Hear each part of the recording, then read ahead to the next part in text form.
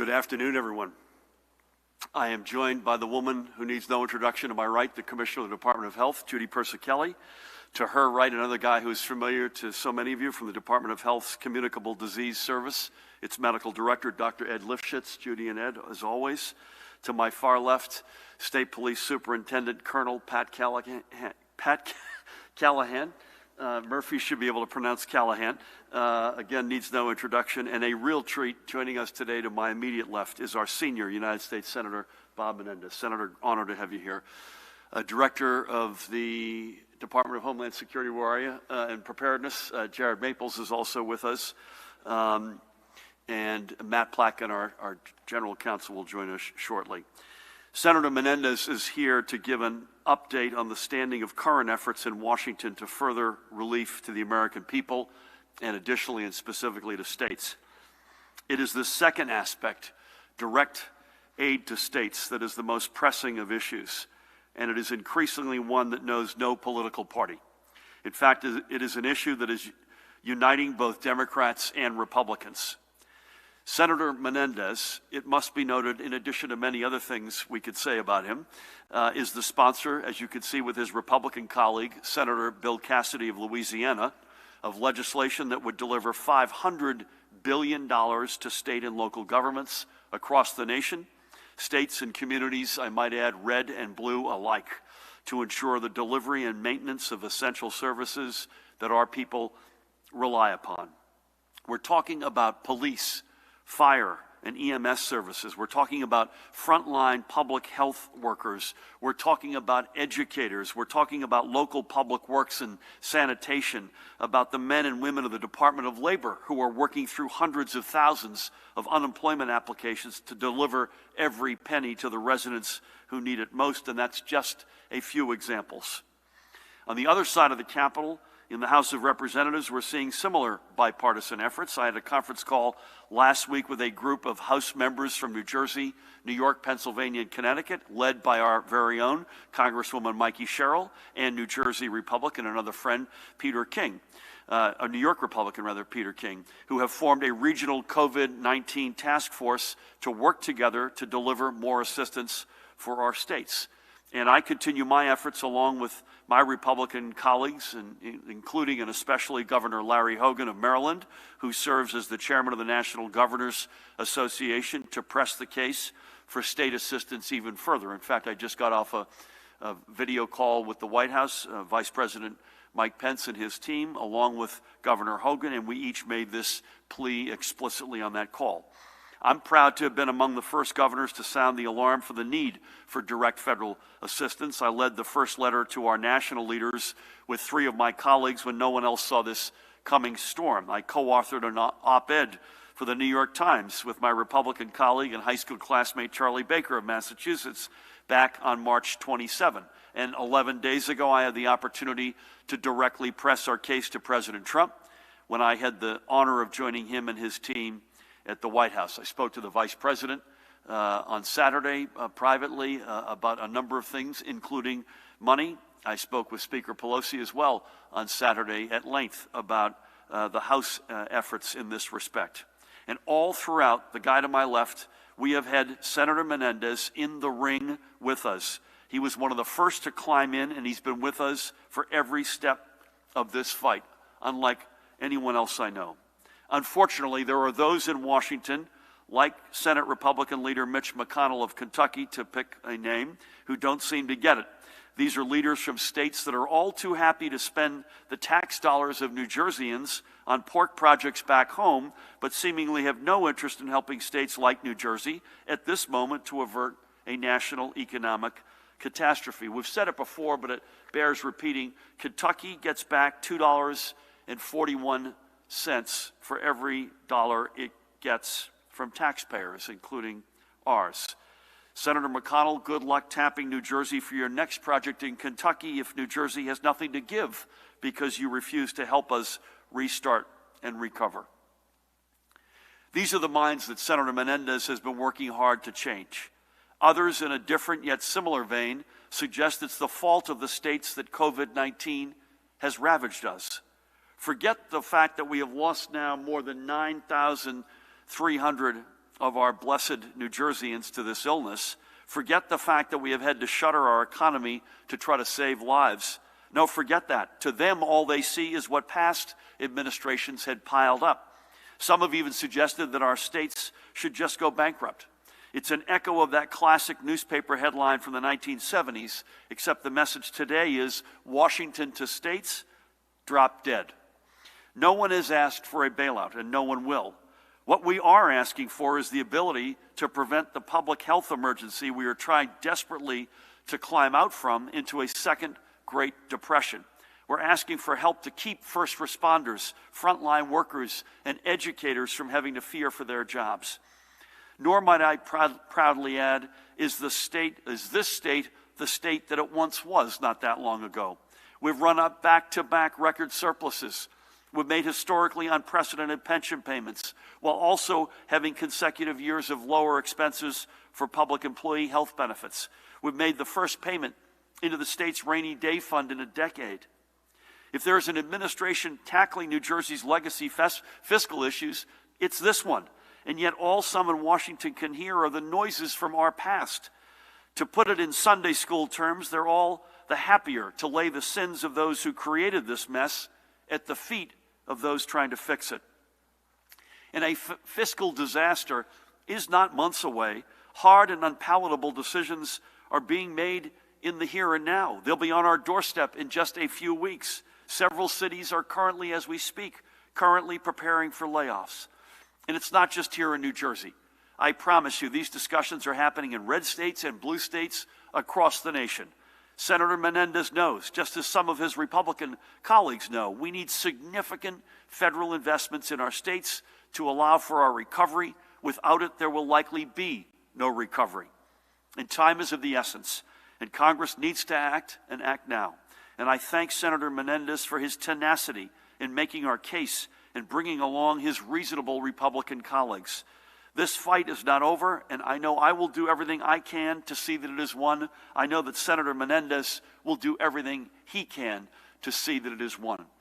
Just because the senator has a heart out and has to get down to Washington, back to the business of moving this ball along toward the end zone, I'm going to stop in my remarks, take a break, and ask if I could ask Senator Menendez to speak with us again. There is no better fighter. Forget just the folks who fight for New Jersey. There's no better fighter right now for the working class folks and families out there in this country than Senator Bob Menendez. Senator?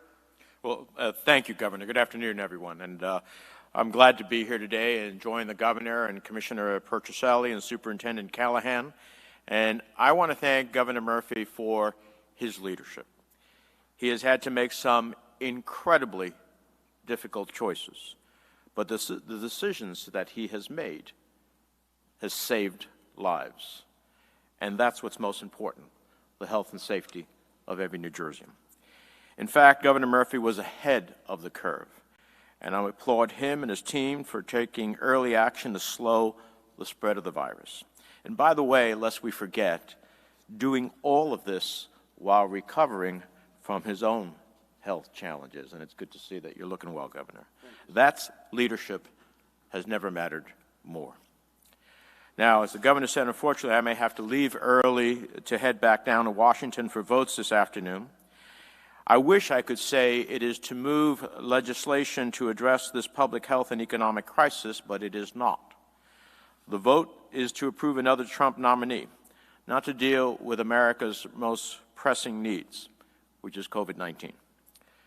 That said, I've already begun in earnest working with my colleagues in Washington on a COVID-4 stimulus package that includes robust, flexible funding for states and communities on the front lines. Because despite all the great work that the governor is doing to combat COVID-19, New Jersey can't do it alone. A national emergency requires a national response. We New Jerseyans did not choose for nearly 140,000 of our friends, family members, and neighbors to contract the virus.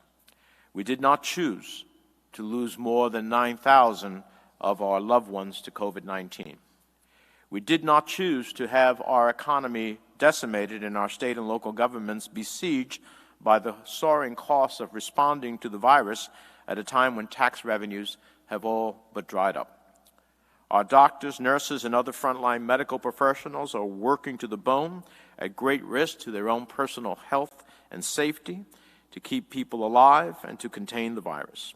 And I'm proud to see, Governor, after a lot of lobbying based upon what I saw was the first round as unfair to our state, last week our hospitals received $1.7 billion that I think was critical to their existence.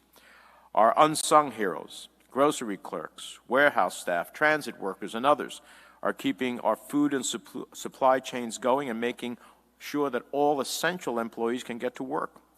Our economy has been shaken, businesses are struggling, millions have been furloughed or laid off. People are suffering, and the state and nation is hurting. Now, I've been through a lot of difficult, life-changing events in my time in Congress. September 11th, the 2008 financial collapse, Superstorm Sandy, but nothing like this. And while this is different, we New Jerseyans are tough and resilient. We don't back down from any fight, and whatever knocks us down only makes us stronger. So look, I yearn as much as the next guy for the day when all this is past us and we can finally return things to normal or a new normal. I'd like to get a haircut, and my fiance would love to go to the hairdresser. But the fastest way to jumpstart our economy and get back to normal is through testing. That's why we need a national strategy for widespread testing so that everyone who needs a test can get a test, something promised by the administration but not yet, the national administration, but not yet delivered. That we can do the comprehensive contact tracing that's required, isolate the sick, and protect the most vulnerable among us. Months into this pandemic, and our national testing capacity remains woefully short. No matter how quickly we want to rejoin society, open our economy, and return to normal, the reality is that folks won't have the consumer confidence, which is the essence of our economy. They will not return until a New Jerseyan knows that their risk of contracting COVID-19 has been dramatically mitigated when they go to a store, a mall, a restaurant, or the public square. That is the only way, no matter how much help from Washington, that is the only way we're ultimately going to succeed. I know the governor has a very aggressive plan for that, at least in our state. That's why I successfully fought for an additional $25 billion set aside for testing in the last stimulus, known as COVID 3.5. The money that New Jersey will get from that should bolster the state's efforts. On Friday, the FDA approved Rutgers University's at-home saliva test, which is an enormous breakthrough developed right here in New Jersey. And we were able to secure another $11 million in federal funding to expand testing at our 24 federally qualified health centers. But the federal government needs to do more, a lot more, if we are going to successfully defeat COVID-19 and move our economy forward. Senator Bill Cassidy, my Republican colleague from Louisiana, and I recently unveiled the bipartisan State and Municipal Aid for Recovery and Transition Fund. We call it the SMART Fund because, well, it's common sense. And I'm pleased to partner with my friend, Congresswoman Mikey Sherrill, who will be leading the bipartisan effort to get this passed in the House. The SMART Fund provides states with $500 billion in flexible funding, with priority given to the areas of our country with the greatest need, based on COVID-19 infection rates and lost revenues due to the economic fallout. That's what Governor Murphy and his leadership and the bipartisan members of the National Governors Association have been calling for, and what the SMART Fund delivers. Not only that, we fixed the problem with $150 billion in state stabilization funds that Congress authorized in the CARES Act. The SMART Fund will retroactively overturn the U.S. Treasury's erroneously restrictive guidance, giving states like New Jersey maximum flexibility to respond to its most urgent needs. Although I'm pleased that after a lot of tough conversations with Treasury, we should be able to use the first tranche of money, hopefully pretty successful, but this will guarantee it. New Jersey is, unfortunately, second only to New York in the number of cases, and our economy has been hit harder and longer than most. The SMART Fund ensures New Jersey gets its fair share of federal funding, period, full stop. These flexible federal dollars can help our state dramatically expand its testing capacity and continue to treat COVID-19 patients.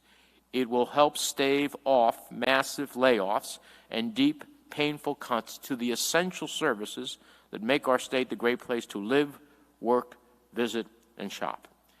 If we ever want to get back to normal to see businesses thrive, we also need to ensure that our police officers, firefighters, paramedics have the resources they need. We need to keep our streets safe, our kids in school, the buses and trains running on time, and the essential public workers we need to get through this on the job. There's an ideological fight right now in the Congress about whether or not to help our frontline states and communities, but I'm optimistic. Democrats understand what's at stake, and more Republicans are starting to see the situation in their own states grow more dire, both in the number of COVID cases and the economic impact. This isn't a blue state or red state issue. This is an American issue. When I voted for funding for flooding in the Mississippi, wildfires in the West, Hurricane Katrina, I never asked whether it was a red or blue state. That's why we call the country the United States of America. And so as I continue to speak to my colleagues on both sides of the aisle, I feel confident more and more will see the SMART Fund as the reasonable, sensible approach it is. We are on the verge of announcing several new Republican Senate colleagues who will join us in this effort, hopefully by the end of this week. And governors, mayors, and county leaders from across New Jersey and coast to coast have expressed support. The New Jersey Policemen's Benevolent Association, the Amalgamated Transit Union, and others have endorsed the SMART Fund because they understand what's at stake for their members. And I'll continue to press upon my colleagues that the only way to defeat COVID-19 and send our economy on a glide path to recovery is by sending federal reinforcements to the front lines, to the state and local communities waging war with an invisible enemy. The federal government cannot sit on its hands and watch our states go bankrupt and our people suffer. The time to act is now, and I won't give up on this fight. And Governor, I'll just close where I began. After September 11th, we built a national intelligence system and homeland security system that has averted another strike on the homeland. After the 2008 financial collapse, we created new safeguards against systemic risks and gave consumers a champion in the Consumer Financial Protection Bureau. After Superstorm Sandy, we built New Jersey back, made our beaches more resilient and our communities stronger than the storm. And after COVID-19, we will be better prepared, more resilient in our public health infrastructure. I see a rising sun on New Jersey and the nation, not a setting sun. And together, Governor, we're going to make it shine brighter than the brightest sun we've ever seen. Thank you for your leadership, and thank you for your invitation to be here with you today. Senator, thank you for your leadership and partnership and friendship. I literally don't know where I'd be without you. I think of all the important things you just said, the fact that you're going to be able to get some other Republican senators on as sponsors is a big deal. And it sends a real message, and we're doing everything we can in that regard, but also augmenting the ranks of the Republican governors to join us in the fight. I mentioned Governor Hogan as the head of the NGA, and his persistence here as an example matters. I can't thank you enough again for being here. I know you can stay for a little bit longer, but not a whole lot longer. We're gonna do something further that is out of norm and ask, without sweeping across, but very quickly, if anyone has any questions for Senator Menendez and specific to him, and then I'll go back and do the usual with Judy and Pat and Ed later. Elise, and then Nikita, and then Dave. Elise, hold on one sec. Martell, hello. Martell's got the mic. Hi. Senator, can you give us an indication of how many of your Republican colleagues are willing to support this, and how many names do you intend to announce by week's end? We hope to announce by the end of the week. I'm not going to announce for them, but I'll say that we have, in addition to Senator Cassidy, 2 to 3 more senators that have just about committed. They express they will be representative of a significant cross-section of the country. And one may not be so surprising, but the other one will be.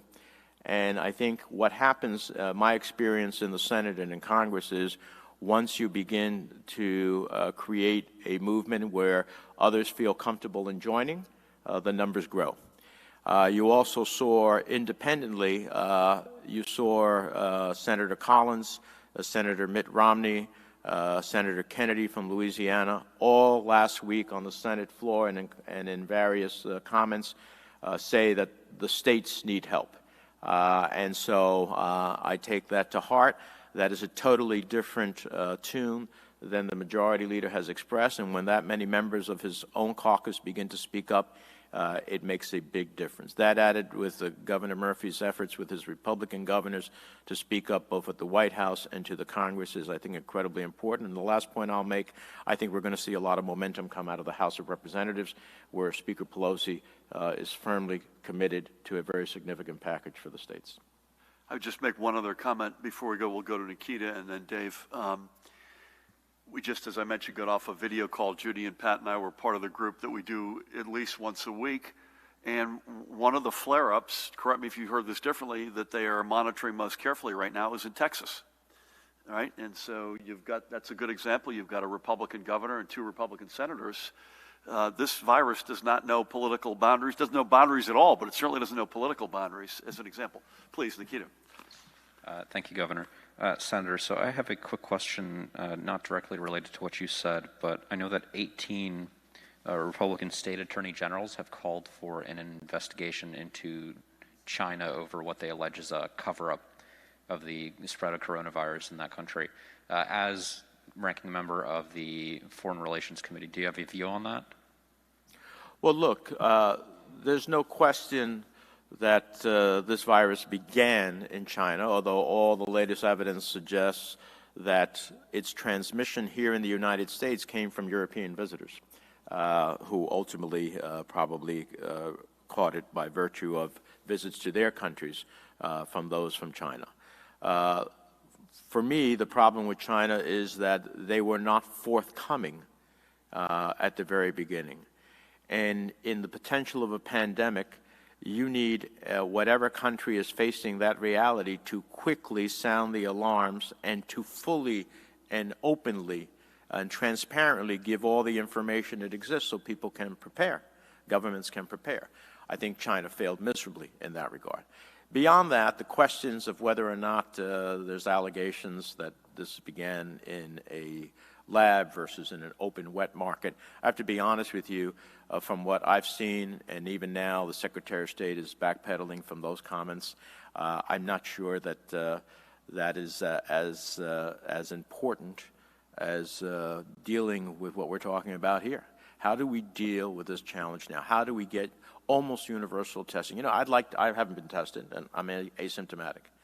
At some point, I'd like to get tested because I'd like to go hug my grandchildren, including the new one that was just born, that I have not even met, except through pictures.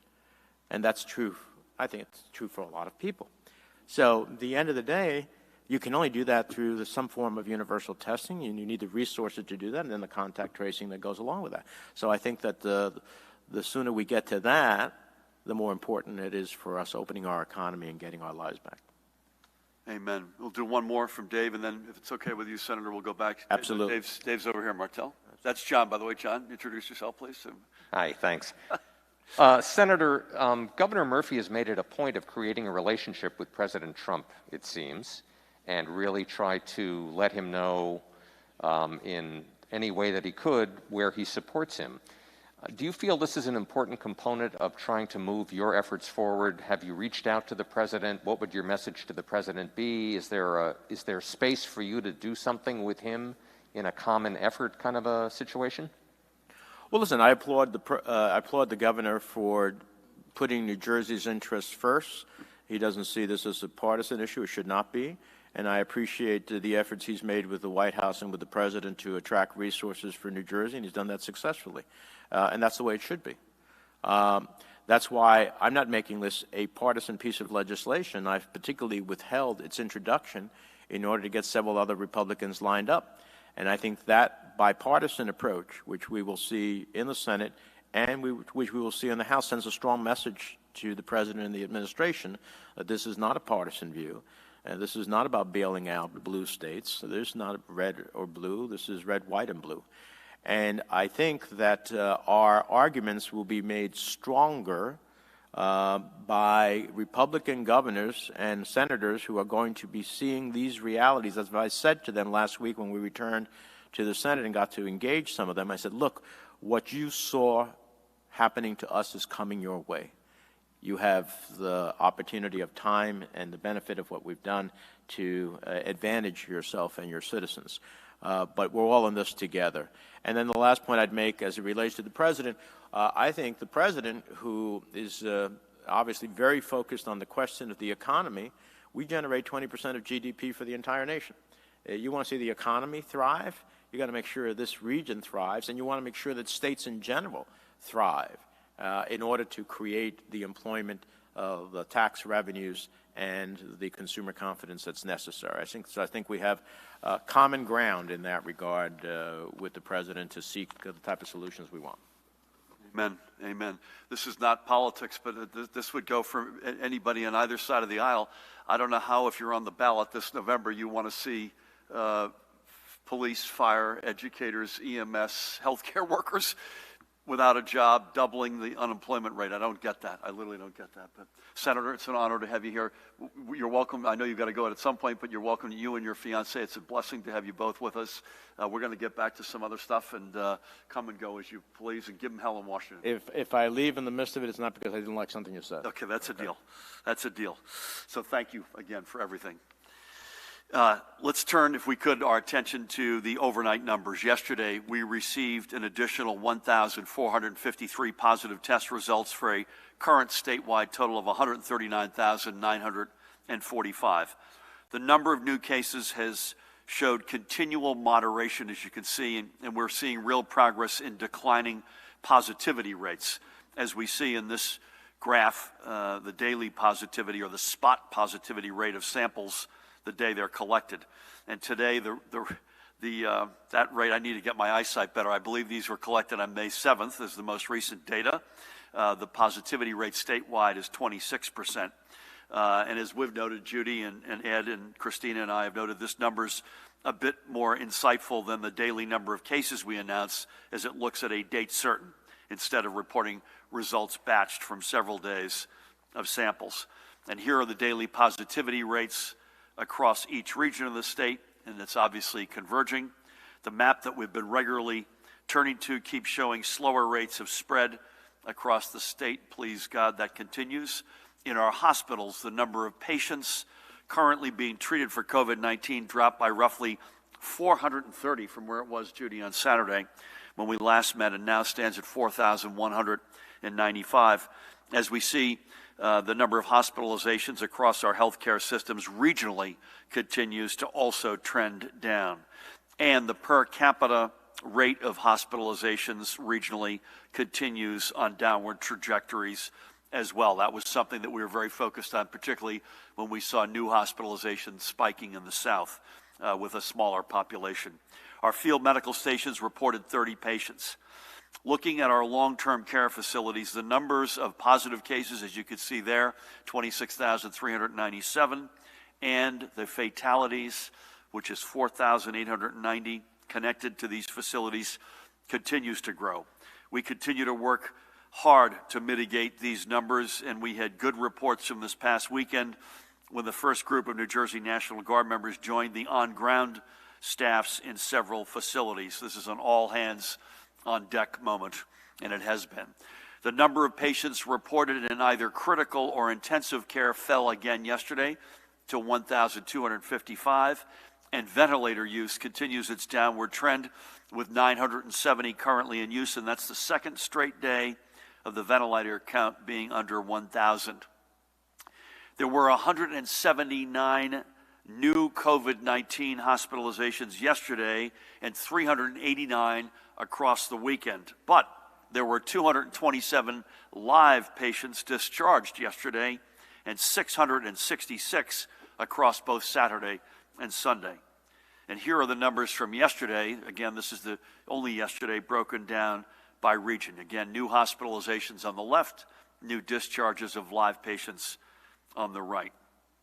Over the past week, I've been adamant about two things. Public health creates economic health, and data determines dates. Tomorrow we will discuss, as the Senator mentioned, two key metrics to our reopening strategy: the continued ramping up of our testing capacity, and secondly, implementing a robust statewide program of contact tracing. Implementing this plan will be very costly. Throughout this past weekend, we furthered conversations with our federal partners, including with the highest levels of the administration and White House staff. I'm hopeful that our continued efforts and the relationships we have fostered will deliver a significant sum for the state. We are in this position because of the work you are all doing to protect yourselves, your families, and your communities by maintaining the practices of social distancing that are now part of our routine. We are getting data that is making us more comfortable and confident that we will soon have some hard dates as to when we can truly begin our road back through restart and recovery.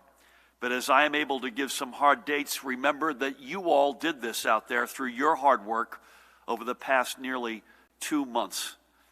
Please keep it up, folks. It is clearly working. And as it relates to some hard dates, I hope we'll have some news to report at some point later this week.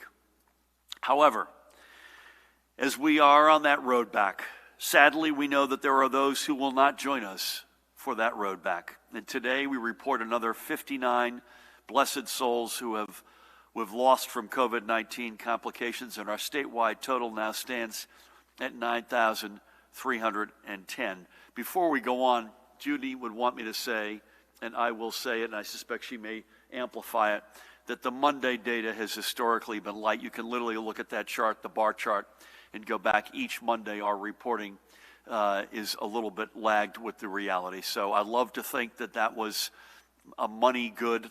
Sadly, those folks are gone. We know that.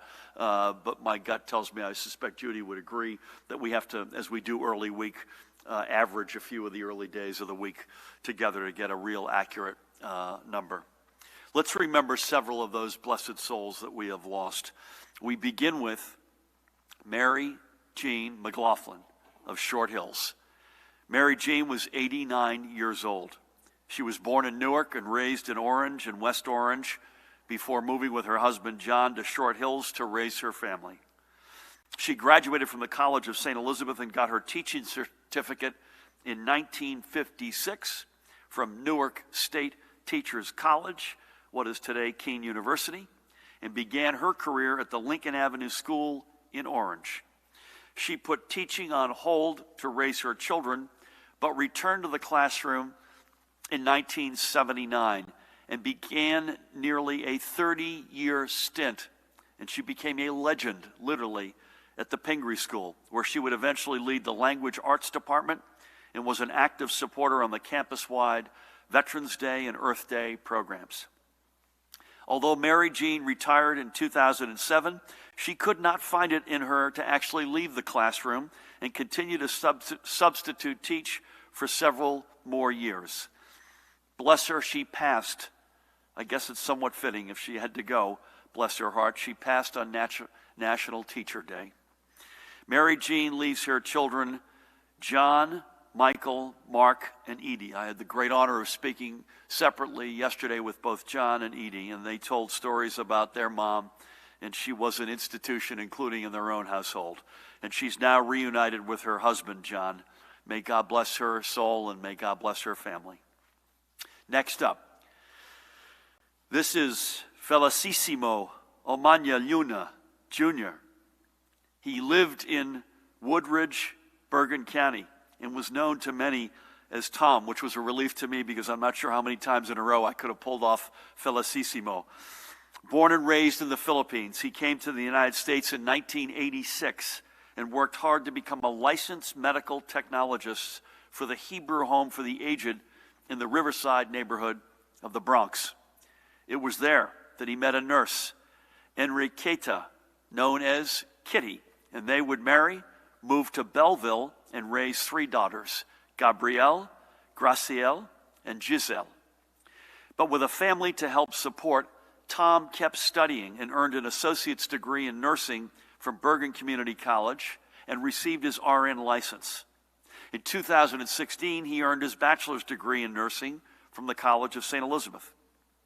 Tom was one of our frontline heroes, a nurse in the emergency department at Trinitas Regional Medical Center in Elizabeth, where he kept up helping those who needed him until he fell ill.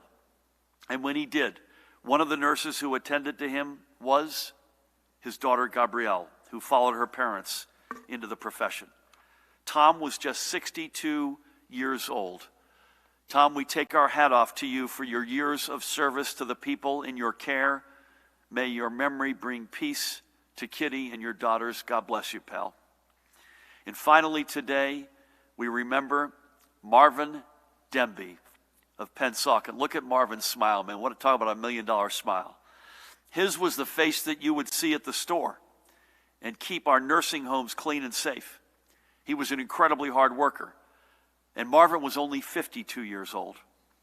He was a proud member of United Food and Commercial Workers Local 360, a clerk with the Price Right grocery store in Camden, as well as a member of the maintenance staff with a Vista Care nursing home in Cherry Hill. He is survived by a daughter, Shanetta, with whom I had the honor of speaking yesterday, and a son, Marvin, and his sisters. Shanetta and Marvin are in Ohio, so they're not in New Jersey, and they desperately, as you can imagine, wanted to come back. So I know they're far away, but they're close in our hearts and in our prayers. We send our deepest condolences. God bless Marvin's memory and to his family. 3 more cherished members of our New Jersey family taken by COVID-19. We remember them as we remember all we have lost, and we also keep their families and friends in our thoughts and prayers. Again, these are the reasons why we must be careful and responsible in our restart and recovery. If we start on the road back too quickly, we know we'll have to remember many more than we need to, and we've already lost 9,310 precious lives. So keep at it, folks. You've been extraordinary. No state has done better than New Jersey in flattening this curve, in lowering the amount of hospitalizations, and thank God, even though we've lost so many fatalities. The data is promising. As I said earlier, I'm hopeful to put some dates on the schedule very soon, but we need to keep it up, and together we can make all of this work. Switching gears, a couple of quick items. I think I may have said this on Saturday. Judy and I and our colleagues had a good call with legislators on Saturday morning. I thought that was a good back and forth. Likewise, Senator Menendez was on. We had a good call with our federal congressional delegation. Pat was on both of those calls with us. I spoke to leaders of 4 big food-related entities over the weekend just to get a sense of food security, food supply, et cetera. So leadership at Mondelez, Acme, Wakefern, Stop and Shop. Those were good conversations, sort of walking through both the history, recent history in terms of the surges and the panics, as well as where we have some food challenges. I also this morning, unrelated to all the above, had an incredible honor and took a phone call from the president of the state of Israel, Reuven Rivlin, and the president restated the strong relationship between the state of Israel and New Jersey, that they're there for us in our hour of need, and we both agreed when the dust settles on this awful crisis that a meeting in Jerusalem was something that we each wanted. A quick announcement: the federal government has extended what is known as Title 32, which means that our National Guardsmen and our National Guardswomen will continue to receive pay through the federal government through late June. Senator Menendez, thank you for your leadership on that, as well as so much else. Our Guardsmen and Guardswomen have been an integral part of our response team, and as I mentioned earlier, some are currently helping in our long-term care facilities, providing much-needed backup for the hardworking staff members who have been doing all they can to protect their residents and themselves. Other members of the National Guard have been providing assistance at our 2 federally partnered testing sites at Bergen Community College and the PNC Bank Arts Center, helping with traffic flow and directing the residents who arrive to receive a test. So to every member of the New Jersey National Guard who has been part of our team, thank you. And I thank the federal administration for allowing us to keep you on and keep you paid. I mentioned I spoke with the vice president privately on Saturday. We spoke about money, but we also spoke about Title 32.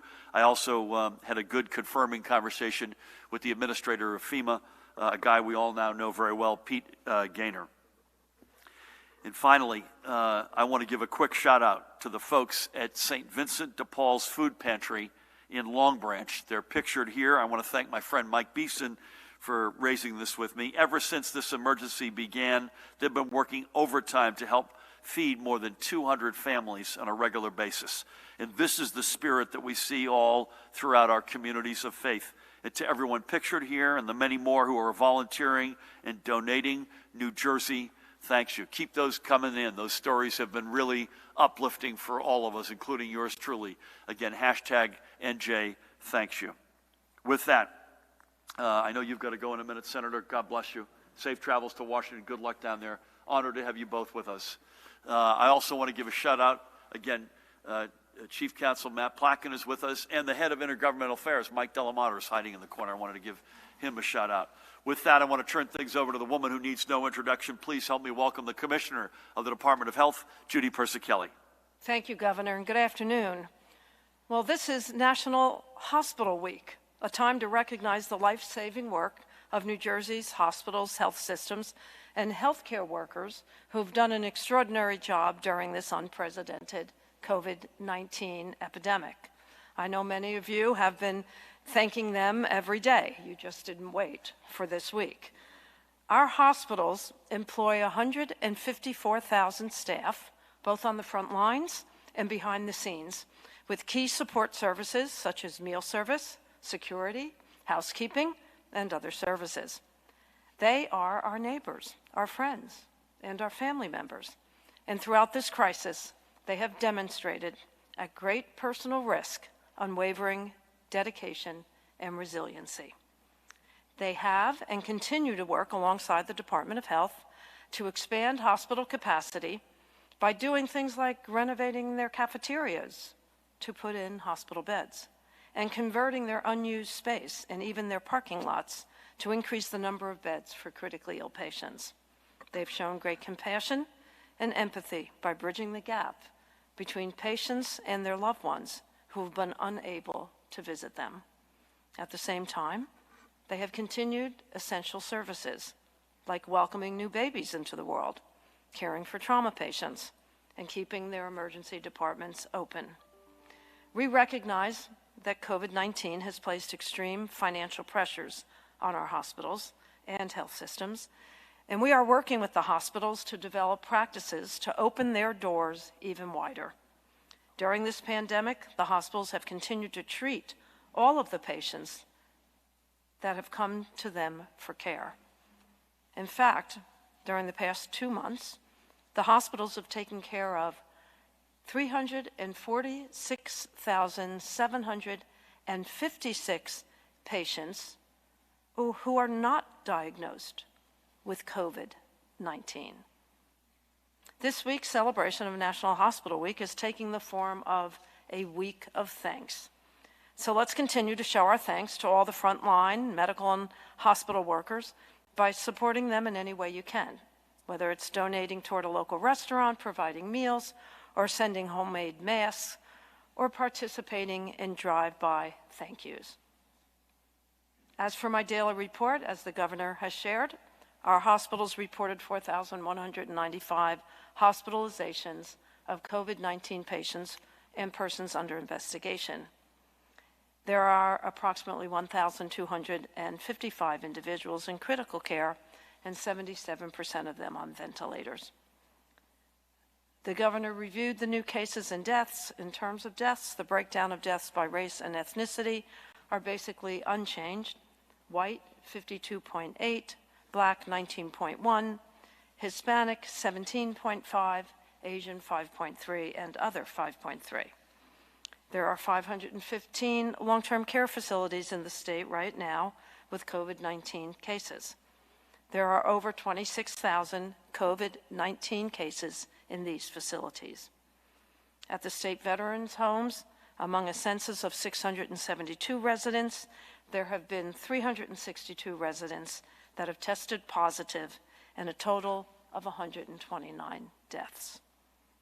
At our state psychiatric hospitals, with a census of 1,240, 190 patients have tested positive, and a total of 12 deaths have been reported. The daily percent positivity rate in New Jersey as of May 7th, as the governor shared, is 26%. That concludes my daily report. Stay connected, stay safe, and stay healthy. Thank you.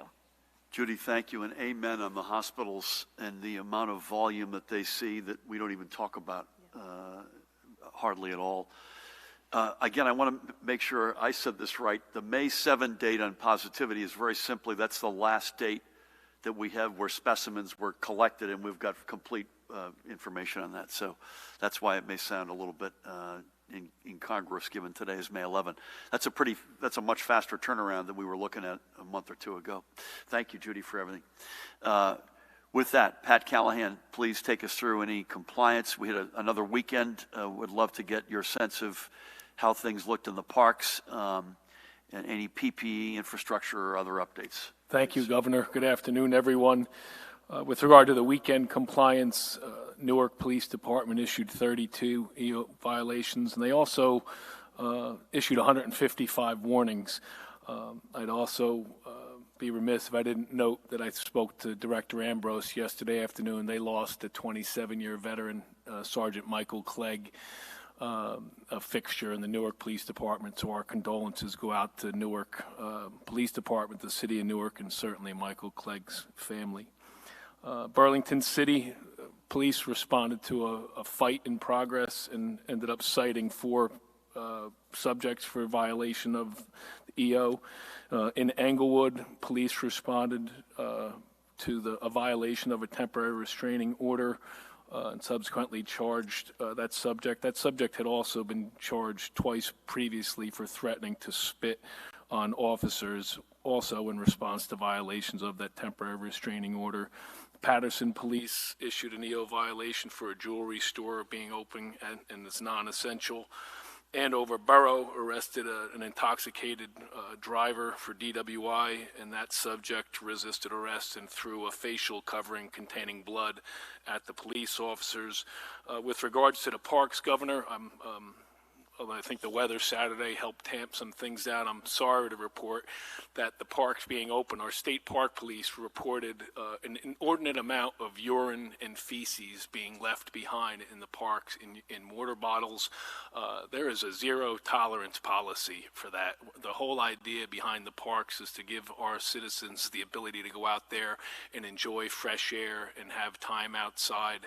And that report from the park police was certainly disheartening, to say the least. And our park police, our counties, our state police will be on watching for that. We understand that the restrooms and public restrooms are closed, but people should plan accordingly and should not be urinating in bottles and leaving them behind, because I think that may lead us to take a different approach moving forward, if I could speak for the governor in that regard. So really ask that that type of behavior not go on. And I'm not sure if you're going to have questions with regards to the letter that I put out Saturday, but I'll wait with regards to graduations and wave parades. With that, Governor, I'll turn it back over to you. This last point, make two comments about parks. This last point, I like your phrase, zero tolerance. That you're not going to get a warning if we catch you leaving something like that behind. So folks, please don't do that. Secondly, I had a very good conversation with Catherine McCabe, our Commissioner of the Department of Environmental Protection. She, I think, also spoke with Judy and the team, Pat, as well. We'd love to see a lot more masking and face covering.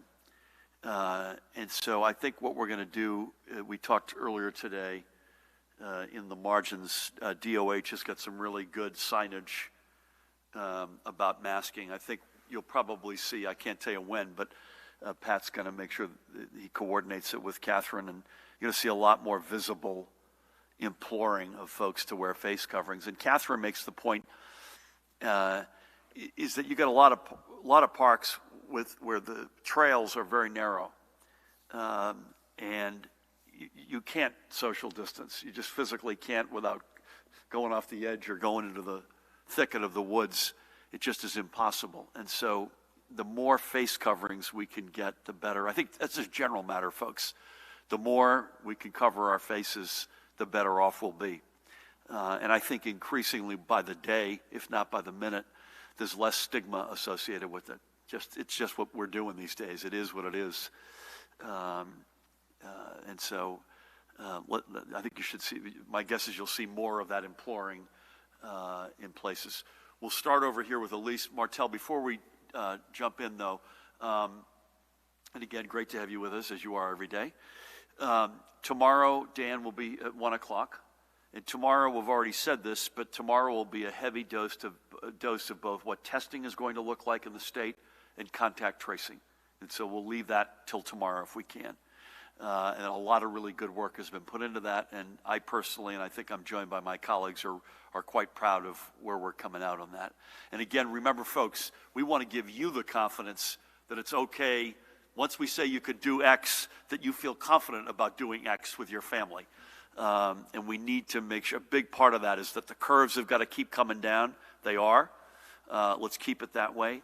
That we've got to have that testing and tracing protocol infrastructure in place that you all can look at and say, you know what, I believe that. I got it. There's a architecture in place that gives me confidence. And I mentioned I'm not going to marry myself to a day, but I would hope by the end of the week we could give, assuming the curves keep going in the right direction, that's a big assumption, that we could give a little bit more guidance as to some other things that we're looking at, again, on that road back to recovery. But don't hold us to a day on that. But tomorrow, please do, unless there's an emergency, please God, 1 o'clock tomorrow, testing and contact tracing will be the big topics of the day. So with that, Elise, good afternoon. Can we keep these relatively moving along, folks, if we could? Good afternoon. Can you give us any details of the White House call today? Particularly, did the White House promise broadened testing for New Jersey and New York or elsewhere? And my second question is, have any of the summoned businesses or individuals started to work their way through the courts yet, or will that happen when the state reopens? Thank you. Thank you for both, Elise. On the first one, it was, I'll tell you what struck me the most. On the White House end, I think this is a good thing, there was a lot of social distancing and masks, including they had a double-barreled camera, and you had Vice President Pence in one room and Dr. Birx in another room. And you may have read that a lot of their senior medical experts are self-quarantining. So there was really, I didn't see, other than staff, I didn't see anyone else on that call, unless you all did, other than the Vice President, Dr. Birx. Well, I'll defer the testing until tomorrow, but they have been integrally involved and very helpful. So we'll give you, if you could bear with us on that, we'll give you the full soup to nuts tomorrow. Matt, can you answer the question? Has any folks who've been summoned, have they, any of them made their way through the courts? Pat might have a better idea, or we can get one on public safety to weigh in. I couldn't hear you, Matt. I said, I'm not sure if the colonel has a better idea. I don't know offhand, but we can ask the Attorney General's office to weigh in. I wasn't sure which courts were open or closed. That was the one point that... Dan, where are you? Can we come back to Elise with an answer on that? Thank you very much. Sir, good afternoon. Thank you, Governor. Why are why are schools not allowed to hold those so-called wave parades? Colonel, are you really going to go after principals who don't cancel these parades, and what punishment could they face? And Governor, how can you justify allowing people to play golf when seniors are banned from these drive-by graduations when both are outdoors? When seniors, you mean high school seniors or senior citizens? High school seniors. Okay. I'll let the colonel, he alluded to this letter, I'll let him take that one. Thank you. I had a feeling it was coming. Yeah, we were receiving several questions with regards to graduations and different proposals being put out there. So first off, we would never, and we could not, prevent vehicles driving by. Let's say it's a senior and hit him or her on their front porch with their parents. Those vehicles can go by. What we are discouraging, and the intent of my letter to Department of Education and public and non-public schools, was directing students to gather on the front lawn of a school, at a football stadium, at a town hall, because what you're doing is inviting them to gather, which is in violation of the EO. So I think there was confusion that people who are out of their cars, that was the issue. The wave parades, and we've seen it with fire departments and police. I think the governor commented on it 2 weeks ago. It's a great gesture to give that sense of solidarity, but when there's 50 people standing on top of each other on the curb of a hospital or in front of a high school, that's where the problem comes in. So if people wanted to get in cars and drive to every graduate at a high school across town, and that graduate and mom and dad were on the front porch or front lawn, that is certainly okay, but it's the summoning of people to gather together for graduation or that wave parade that I hope I was clear in the letter. Received a lot of feedback on it, so I hope that what I just gave clarifies what our intent is there. If you look at, by the way, the parameters we put around golf, it's the furthest thing from what you're hearing about congregating in a football stadium. Literally, you got to golf basically. I think you got to drive your own cart, and you can at most have a twosome unless you're a blood relative family that congregates together. Okay, real quick, please. Colonel, the letter I saw said that wave parades should be canceled. Are you saying that they don't have to be canceled if people are not gathering at a school or a central location? I think I'm clarifying it here now. A wave parade that does not summon students or individuals to one location. So if that's 7 cars want to drive by a senior's house and that family is on the front porch or in the yard, that is certainly not in violation of the EO. But what I was hearing was that they were all going to be assembled at a school, at a town hall, at a football field, which would be in violation. And not in their cars. You're saying that they'd be getting out of their cars. Right, they'd be getting out of their cars to happen. wave at people, and that's where we've seen no mask and people within closer than 6 feet of each other. So we're good. We'll go back to Matt, where hearts are breaking here, most importantly for the fatalities. But on that list of broken hearts are seniors and their families. It stinks. There's no other way to put it. And we feel awful, but we also got to make sure we don't, by celebrating this year, that we lose somebody, and we can't do that, particularly in the intergenerational spread of this virus. Matt, good afternoon. Good afternoon, Governor. The target date to begin testing for all inmates and prison staff was last week. I'm curious if you could give an update on how many tests have been done and what the anticipated timeline is for testing everyone in the state's prison system. And real quick, Governor, just curious if you could explain why you pulled both NJ Transit Board nominees late last week. Curious of how that sort of hampers some of your things that you wanted to get done with NJ Transit, how that might slow things down. I don't have an answer on how much have been tested. Do you happen to know, Judy? But we can get back to you on that. And you're going to hear vulnerable populations. I don't want to preview too much for tomorrow, but vulnerable populations are at the top of the list in terms of priorities on testing. Matt, would you want to add to something? Just one clarification. I don't think we said everyone would be tested by last week. They were beginning to to phase in using the Rutgers test, universal testing, starting last week. Is that correct, Commissioner? Can we get back to you with any color on that? You're going to hear the broader answer to your question tomorrow in terms of how we anticipate going about the broad community. Can we get back to Matt on how much has already been done, if that's all right? No insights on NJ Transit. I mean, this stuff happens all the time. We put people up, we pull back. No juicy backstory, and I don't listen. We want a full board. We want everybody in the seat. We want it properly representative for the particular categories in particular that are, whether they're advocates or bus riders or train riders. That's all very important, but we're not going to hold up progress of NJ Transit as a result. I would hope we can get back and get some folks nominated sooner than later. You good, sir? Okay. You're good? We're coming at you here. Hold on, Ian. Thank you, Governor. What do you think of the cooperative plasma donation agreement between University Hospital and the Red Cross? And can you update us on the number of children hospitalized by COVID-related symptoms in the state? How many pediatric deaths? And what can you tell us about the 4-year-old who died? You said it wasn't related to Kawasaki-related illness. Was it heart failure related to COVID, as we know many of these children have experienced? Is the decrease in cases due to social distancing, or is there any evidence that this could be the virus waning due to the warmer weather, as some had predicted? What proportion of new cases are coming from the general public versus from institutional settings? Do we know that percentage? And one more, sir. Okay. And what can we expect an update on the work being done in Salem County for the testing of migrant workers? Testing of what, sorry? Migrant workers on the farms. Okay, so Judy, I'm going to take shots at these and you come in behind, okay? Is that all right? Sound good? We'll partner. University Hospital, Red Cross, we were here Saturday and we love it. So it holds a lot of promise. Matt was singled out as someone who's gone through it and donated, having been a positive. It holds enormous promise, how much promise to be determined, but we were thrilled to have Rosie and Sharif both with us on Saturday. I think it looks great. Judy will come back to you. I don't know that we know how many kids are in hospitals, but I'll let her come back to you.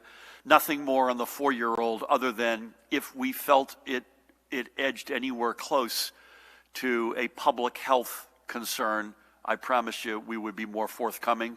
It does not, and out of respect for privacy for the blessed little soul and families, we're going to keep it that way. Numbers are coming down. Ed should chime in here. I don't think there's any, and I'll say a couple more things and then turn it to Judy and Ed. I don't think people know right now whether there's a huge raging debate around the world whether warmer weather will or will not impact this. H1N1 it did, but there's evidence that suggests the other side of it. I'll let Ed jump in. There's no question social distancing, though. The fact of the matter is the weather hasn't been that warm. It's warmer than it was a month or two ago, but it really isn't that warm. Not 90-degree full bore, Jersey summer high humidity weather. So I don't think that's personally. Ed's the boss here. I don't think that's a contributing factor right now. I think it's the fact that people are staying away from each other. Martel, come back because I missed your institutional settings. What was the question? Knowing the proportion of new cases from the general public and institutional settings, and if that most cases are in an institutional setting and not the public, could that help inform our decision on opening up the state? Sorry, I got it. So we know cumulatively. I'm not sure we know the spot number. We show the chart. If someone could pull it up, how many are in long-term care facilities? That doesn't include, obviously, necessarily prison community, et cetera. But it is around, I think historically it's been around 15 to 20% of the total number of positive cases. It's sadly a much higher number of fatalities. As you've seen, that's the total. This is long-term care only. That's a proxy for the broader institutional community. I assume you include prisons, et cetera, in that. And our total positives are 140,000 basically now. And so you'd add somewhat to that. I just don't know whether we've got the spot rate. On migrant workers, that's part of, Judy's going to speak to that explicitly tomorrow. That is in a high priority setting in terms of the testing protocol that we'll be talking about tomorrow. Judy, you or Ed adding anything to any of that? Governor, as usual, has done an excellent job as far as going through those things. No, we don't know whether the hot weather is going to make a difference or not. Certainly, we can hope it does. Unfortunately, when we look at some of the other countries around the world which have been in summer while we've been in winter, we haven't seen that happen. So as to whether weather's playing any impact here in New Jersey, guess is probably not. Without a doubt, I will say that the social distancing measures have made a difference. They have saved lives. That much is clear. I have no doubt in my mind that our numbers would be worse and our deaths would be higher if these measures hadn't been undertaken. So that's as far as that goes. And as far as kids in hospitals and things, I don't have a spot number, meaning I can't tell you exactly how many children are in right now. I can tell you that overall, kids under the age of 18 are about 2% of the total hospitalizations that we've had, or in other words, out of the 50,360 hospitalizations that we know about, there were 884 who were children. Thank you. I'm going to do that at the end, Pat, if that's all right with you. That's a good one. We'll come down to Dave if we could. Thank you. Thank you, Ed. Hi, Governor. The last several days when you announced that school was going to be canceled for the rest of the year, you and the Education Commissioner talked a lot about looking at creative alternatives about graduation. As the Colonel referenced, there was one letter from him, another email from somebody in the Education Department talking about that now we're only going to have the virtual graduations. Some educators and parents we have heard are upset by what they say is an apparent change in the message here. Has it changed, do you think? Why only virtual and nothing else? 6 feet apart on a football field with everybody wearing masks, they're outside. Is there a concern that in setting that up, there may be more contact with people next to each other? Are you afraid that other situations like weddings, they might try to make the same argument? What's the thinking about this? Because as you've referenced so many times, you know, this is such a milestone in the history of high school graduation, not only for the kids, but the parents as well. Thank you. I'll give you my thoughts, and Pat, you may want to come in. We haven't changed our tune. And including, this came up on the call with the congressional delegation this morning.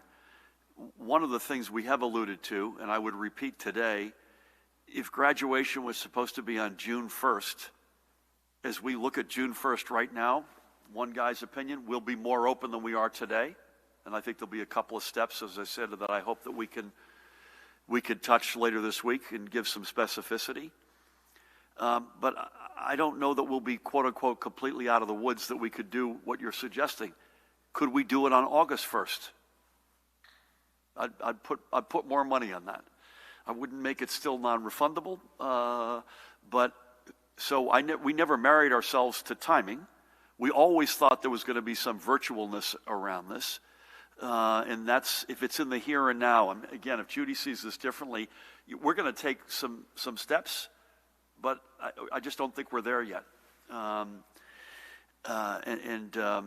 Could we get there? Yes, I think we could get there, but I can't promise that. And again, this is all dependent on a series of very specific health steps and markers that we've laid out that are crystal clear, that these curves have to keep coming down, that we get the testing and contact tracing that Judy and others are going to speak about tomorrow. And again, we're making progress. Again, if your graduation is June 1st, I can't honestly tell you that you're going to get there by then. But could we get there down the road? The answer is yes.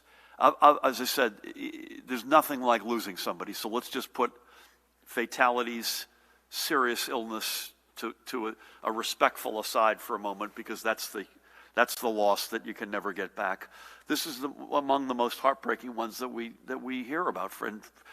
Parents are not bashful. I've heard from seniors themselves. You heard Lamont Repillette sitting here as the commissioner of the Department of Education a few days ago with a high school senior, and his daughter's not going to get that. So it stinks. There's no other way to put it. But I'm never say never. But if at the moment we can't congregate, we cannot do that. It is still a stay-at-home, overwhelmingly stay-at-home state. I hope we're going to be able to. Again, the curves keep going. We'll be able to tweak, I hope, step by step, and we would be the happiest people, other than parents of high school seniors and the high school seniors themselves. I promise you. Thank you, Dave. Nikita, good afternoon. Good afternoon, Governor. I still have not spoken with the Vice President. I was actually going to ask that. It's really helpful. Without kidding, one. It's helpful that you say that from the outset. But I did want to, I guess, sort of refresh some other questions. So is there any chance that we'll hear an update about the July primaries sometime this week? And then have you given any further thought to the possibility of a second budget address? Both good questions. On the latter, I haven't, but that's something that we're considering. So, and I give you the assist for raising a level of consciousness associated with it. I think in the here and now, and Matt can correct me if I'm wrong here, we want to see how tomorrow goes. We've got a pretty good experiment before us. Clearly, it's not statewide. It's got different dimensions. These are local races, but every race is important, and I think we want to see what tomorrow looks like. So does that mean this week or not? I don't know, but I do know that the clock is running, and it's going to need to be sooner than later. So let's see how tomorrow goes. Would you agree with that? Yeah. Thank you for that. John, you're going to bring us out today. Good afternoon. Thank you, Governor. I have two questions on testing, the numbers that we're getting. I'm trying to understand the positivity rate. Forgive me. On April 1st, the difference between positive cases from major labs and the positive total reported by the state was about 1,700. That number has grown to last week where there was a difference, an average daily difference of 30,000 between the total number you're reporting and the total number of positives from major labs. Can you explain the difference and why that grew? And yesterday there was a report of total tests from again from labs, which was 280,000. But now the dashboard doesn't have these major lab tests, and it says the total test reported was 425,000. Can you explain that huge jump, and what does this new number mean?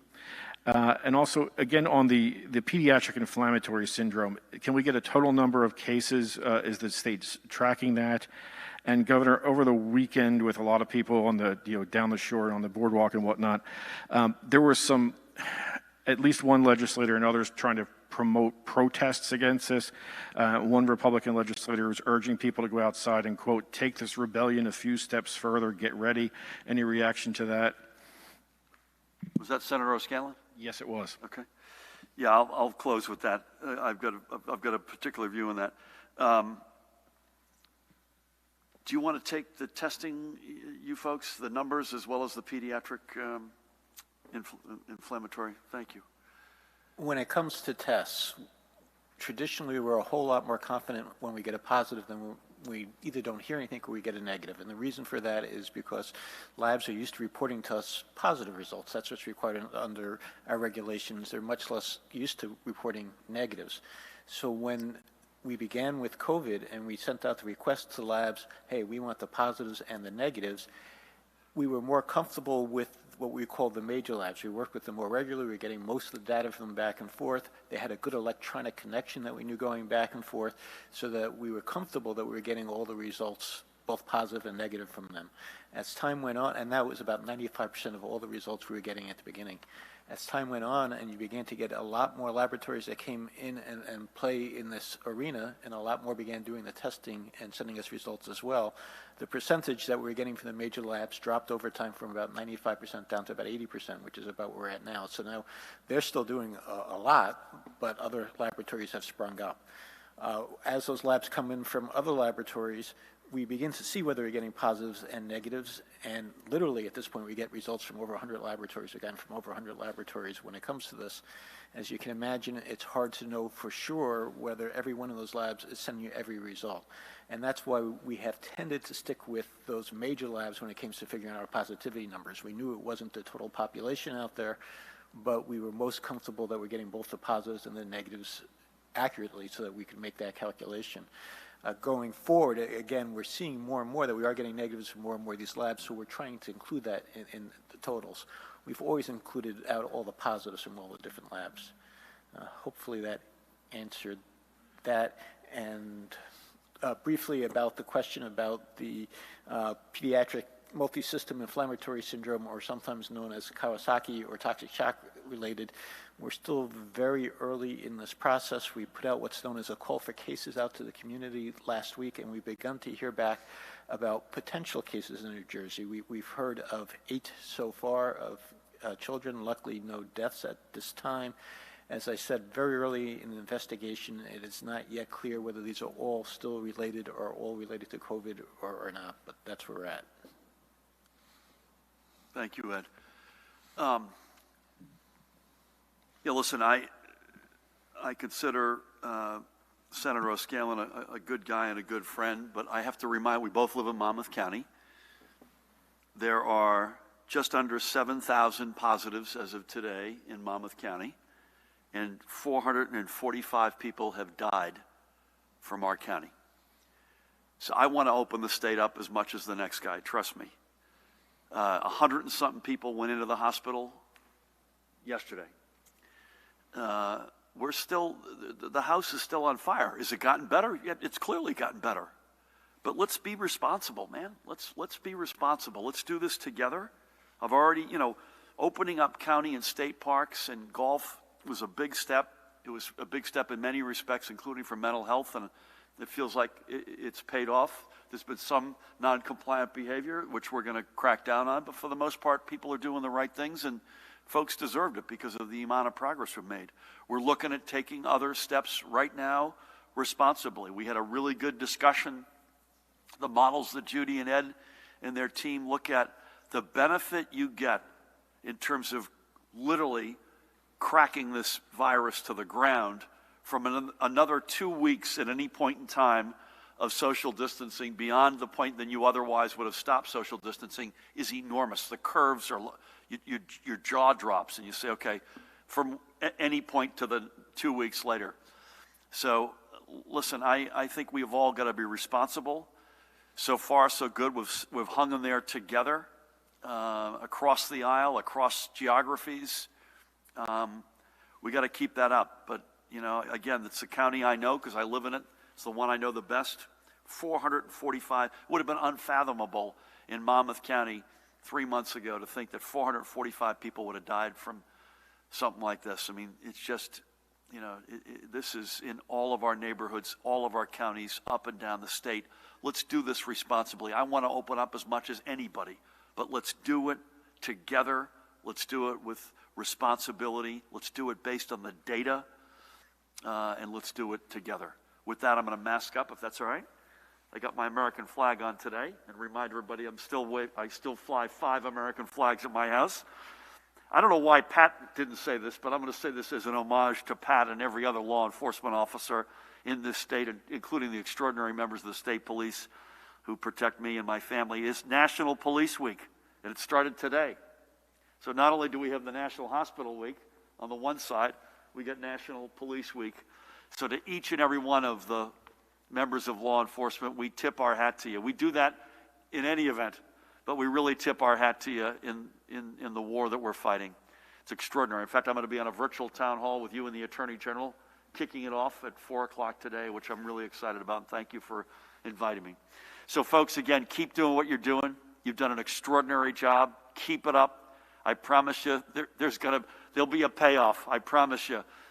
Tomorrow is going to be a big day of discussion on testing and contact tracing.